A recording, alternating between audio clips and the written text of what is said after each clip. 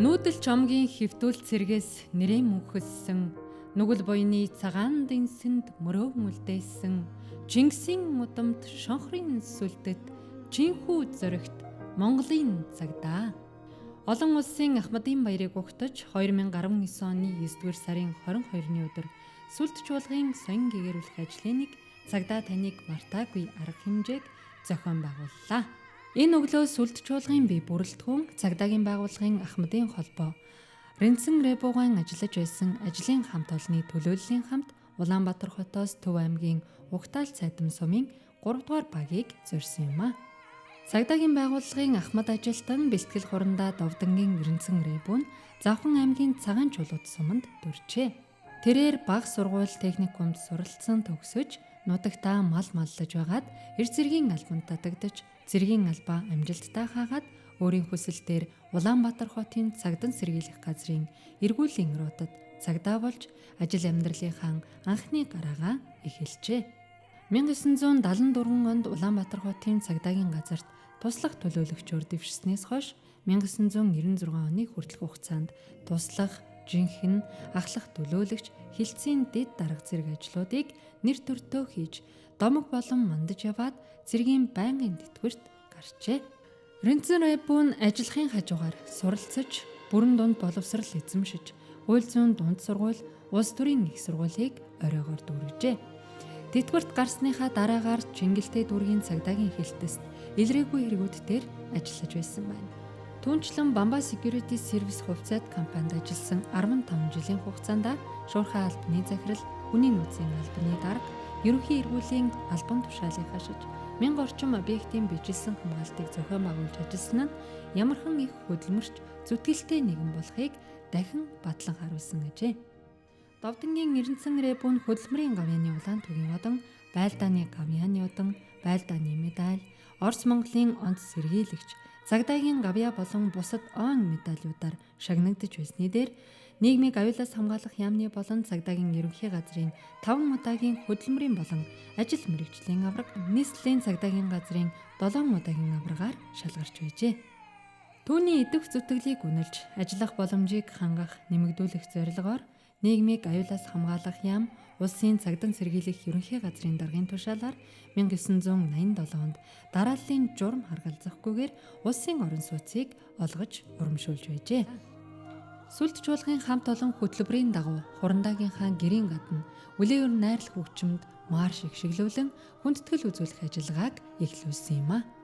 Бид хуран цугласан зочдод цагдаагийн байгууллагаас Ахмад ажилтнуудад чиглэсэн соён гэгэрүүлэх ажлыг цагдаа таныг мартаагүй арга хэмжээний зорилгоо танилцуулж, түүний залуу халуун насаа их орон ард иргэдийнхээ амар амгалан аюулгүй амьдралын төлөө өргөсөн тангарагтаа үнэнчээр зүтгэж нэр төртөө биелүүлж ирсэн объект нь цагдаагийн алба мартаагүй. Таны сонгосон цагдаагийн амьдрал залуу албаагч ажилтнуудад үлгэр жишээ болдгийг, алба тань танаар бахархаж байдгийг цагдаагийн үе үеийн нийт бие бүрэлдэхүүнийхээ өмнөөс илтгэн танилцуулж талархлын тоглолтоо зохион байгуулсан билээ. Энэ эрхэм хүнийг цагдаагийн албанд 2 гүйс тэтгэлээр амжилттай үр дүнтэй зүтгэхэд түүний ард талыг найдвартай бүрэн дааж 4 хүүхдээ зөв хүн болгож өсгөн хүмүүжүүлсэн цаг наргүй ажиллах боломжийг бүрдүүлсэн гавьяатан бол түүний гэргий Даваа Самбуугийн шов дургай билээ. Энэ буурлууд маань 1972 онд гэр бүл болж Ренцэн Рэбугийн гэдэг нэгэн аз жаргалтай айлын гал голомтыг удрааж өрх өсгөж сум сунгажээ. Түүний гэргийн шовдор нь нийтийн хоолны технологич мэргэжилтэй цагдаа дотоодын цэргийн ангид байгууллагад тогооч арын албаны даргаар ажиллаж байгаад дотоодын цэргийн 805 дугаар ангиас гавьяаны амралтанд гарсан манай цагдаа дотоодын цэргийн алба хаагч эмэгтэй билээ. Сүлд чуулгынхан шовдор эгчтэй эрүүлэнх урт удаан наслахыг хүсч баяр хүргэж уран бүтээлээ төлөвлөсөн юм а.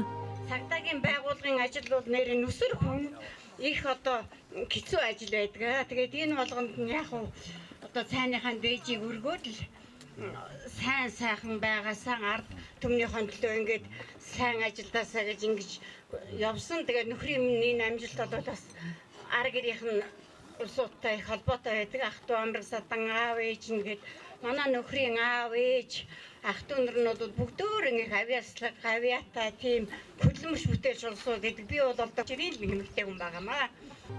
Эрүүгийн Эрдэнэсэн Рэбо хэмээн оглогдож явсан Ахмад ажилтан маань мэргэжлийнх нь ур чадварын тухайд гэмт хэргийн газар өөрийн биеэр очиж халуун мөрөөр цаг алдалгүй шуурхай эрен сурвалжлах ажиллагааг чадмаг зохион байгуулдаг, ажлаа нарийн төлөвлөж, төлөвснөө ажил болгодог. Гэмт хэрэгтний дотоод сэтгэхүйг танин мэдэх чадвар сайтай учраас өдөөсөн хэргийг нь бүрэн гүйцэд илрүүлж чаддаг. Олон удаа шийтгэгдэж засаршгүй болсон хүмүүст чин сэтгэлээсээ туслахыг эрмэлзэж, итгэл найдварыг нь олж чаддаг хүн гэж мэргэжил нэгтнөхт нь бахархан ярьцгаахажээ. Тэрээр гэмт хэрэгээс урьдчилан сэргийлэх чиглэлээр идэвх санаачлагтай ажиллаж, мэргэжлийн ур чадвар гарган эзэн холбогдогч нь тогтоогдоогүй ээдрээ төвөгтэй олон хэргийг илрүүлж, эрен сурвалжлах ажлыг зөв зохион байгуулж ажилласны үр дүнд цагдаагийн байгууллагад ажилласан хугацаанд 1000 гаруй ээдрээ төвөгтэй хэргийг илрүүлжээ. Эрдэнэсэн Рэбогийн үр хүүхдүүд аав ээж хоёртоо алт цагаан хадаг, мөнгөн аяхтай сүгэ барим хүндэтгэл үзүүлж, шин байшингийн төлхөрийг гардуулан өглөө. Чуулгын уран бүтээлчид шин байрны мялалга болгож, морин хуурын татлаг, гэрийн нэрүүлөө өргөн, уртын сайхан дуугаар ая дууны мэдчилгээг дэвшүүллээ. Ахмад ажилтан цагдаагийн бэлтгэл хурандаа Эрдэнэсэн Рэбо гавьяаны амралтад гараад ч зүгээр суусангүй. Олон нийт цагдаагийн хамтын ажиллагааг бэхжүүлэх, гэмт хэрэгээс урьдчилан сэргийлэх ажилд иргэдийн оролцоог нэмэгдүүлэх чиглэлээр олон ажлыг төлөвлөн хэрэгжүүлэн ажиллаж байна. За өнөөдрийн арга хэмжээний хувьд бол цагдаа мартаагүй гэдэг ийм арга хэмжээг энэ жилээс зохион байгуулж байгаа явдал их баяртай байна. Тэр дундаа одоо хэд хэдэн настай улсууд 95 настай хувьсгал тэмцэлийн ахмад зүтгэрт Ахмад аач архиж байгаа. Баянгол дүүргийн цагдаагийн гисээс сэргийлэн хамгаалах ахлах байцаагчаас архиж байгаа. За Монголын цагдаагийн түүх болсон Орос шархуу нэртэй Лусангийн шархуу Сүхбаатар дүүргийн цагдаагийн гэрч надтай хамт ажиллаж байсан. Тэр хоёртой зэгцэж очиод ингээд та нөхөд ингэж нэгдэгд бол надад бол үндсэндээ анхадсан асуудал. За өнөөдрийн арга хэмжээний хувьд бол маш сайхан боллоо.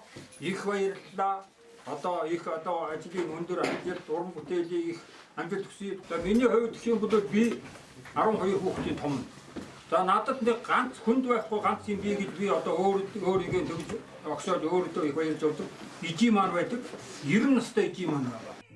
Бид Ахмад ажилтан цагдаагийн бэлтгэл хурандаа Эрдэнэсэн Рэбогийн хүсэлтээр Улаанбаатар хотын Баян зүрх дүүрэгт оршин сууж буй түүний 90 настай буянтай буурал ээжт нь очин хүүгийнх нь мэндийг дамжуулсан билээ.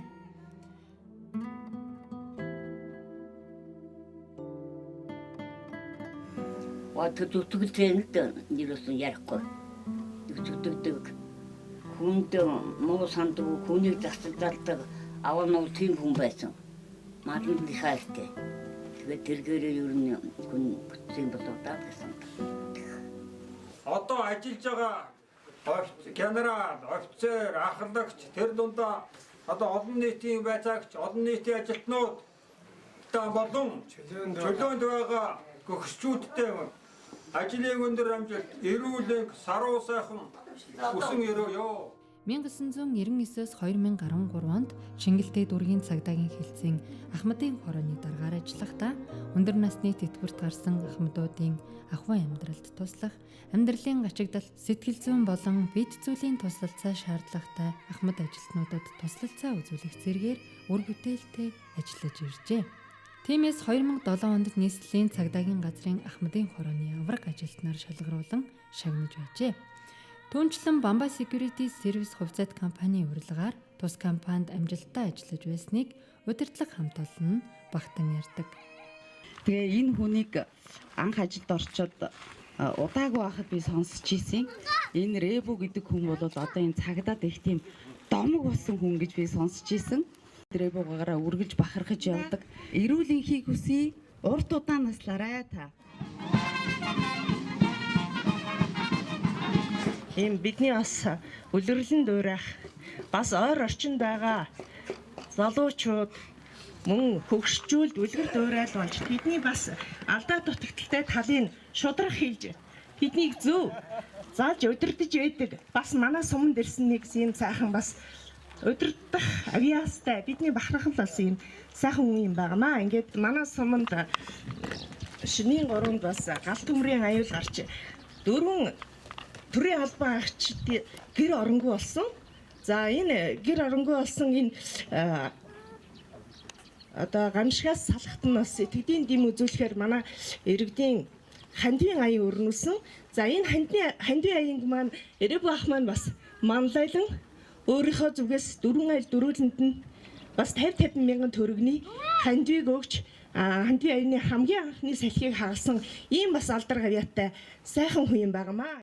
Олон улсын Ахмадын баярыг өгтөж зохион байгуулсан хүндэтгэлийн арга хэмжээ инх өндөрлөж бид ч олон хүмүүст урлаг соёнгийн эрүүлэх ажлаараа дамжуулан баяр баясгалан бэлэглэж ажил үүргээ амжилттай гүйцэтгэсэндээ сэтгэл хангалуун буцлаа. Ахмад ажилтан цагдаагийн бэлтгэл хурандаа эренцэн Эребугайн аав бүгд найрамдах Монгол ард улсын хөдөлмөрийн баатар Хончин Цэрэнд оржийн довдон бөгөөд баатрын хүүхэд баатар л байдгийг баатар хүүхэд нь хэрхэн ажиллаж амьдрдгийг тод жишээг амьдралаараа нотлон харуулсан түүний хичээнгүй зүтгэл нөр их хөдөлмөр төр түмнийхээ төлөө ажилласан он жилүүдийг иргэн дурсахад ийм л сайхан гэж гоо. Сайн хүний үрийн үйс дэшээ байдаг. Сүйтгэүний унагны тоо сүйдөө байдаг.